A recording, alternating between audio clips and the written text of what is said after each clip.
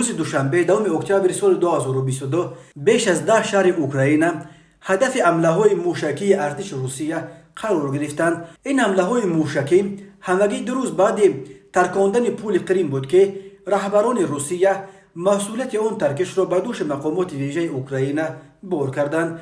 بنا به خبرها موشک‌ها از جمله در شهرهای کیف، زاپاروژه، دنیپر، لووف، ژیتومیر، خارکوف، نیکولایف، ادسا و پلتاوا ترکیدند. پلیس ملی اوکراین خبر داد که بر اثر حمله‌های روسیه 10 نفر کشته شده، تقریبا 60 تن دیگر جراحت برداشتند. سرفرمانده نیروهای مسلح اوکراین والری زالوژن خبر داد که در عموم روسیه به مقابل اوکراین بیش از 80 موشک انداخته است، ولی نیروهای ضد هوایی اوکراین بیش از 40 موشک را زده گردانیدند. ستاد کل ارتش اوکراین بعدا خبر داد که ضربه ها به قلمرو اوکراین از بحر کاسپی و از نیژنی نوفگورود زده شدند. آنا مالیار معاون وزیر مدافع اوکراین گفت ضربه ها از ساعت 06:20 دقیقه تا 11:15 دقیقه دوام کرده.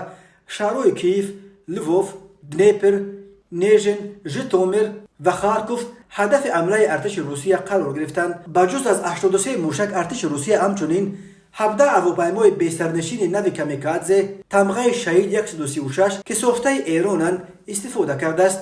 این درون ها به گفته خانم مالیار از قلمرو بلاروس و نیم جزیره اشغال شده کریم به سمت اوکراین به پرواز درآمدند. وزارت مدافع روسیه اظهار داشت که روسیه صبح 2 اکتبر به انشاءات فرماندهی حربی، علاقه و انرژتیک اوکراین با سلاح دورپرواز دقیق ضربه فراگیر زد. خبر هلاکت شهروندان را بر اثر حمله‌های موشکی روسیه پرزیدنت اوکراین ولادیمیر زلنسکی هم تصدیق کرد. بعدا مشاور وزیر داخلی اوکراین آنتون گراشنکو خبر داد که بر اثر حمله‌ها در کیف 5 نفر کشته و 12 نفر زخمی شدند.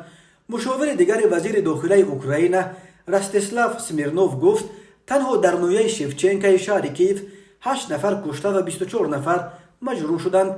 وزیر فرهنگ و سیاست اطلاعاتی اوکراین الکساندر تکاچنکو خبر داد که بر اثر حمله‌ها بناهای فیلارمونیا، آثارخانه‌های بگدان و وروار خانینکا، همچنین آثارخانه‌های شاعر مشهور اوکراین تاراس شفچنکو خراب شدند. سفیر اتحاد اروپا در اوکراین مارتین ماسیکاس عکس را نشر کرد که چگونه در کوچه‌های کیف ماشین‌ها آتش گرفتند. لحظه‌های حمله به کیف تا در پخش مستقیم BBC دیده می‌شد.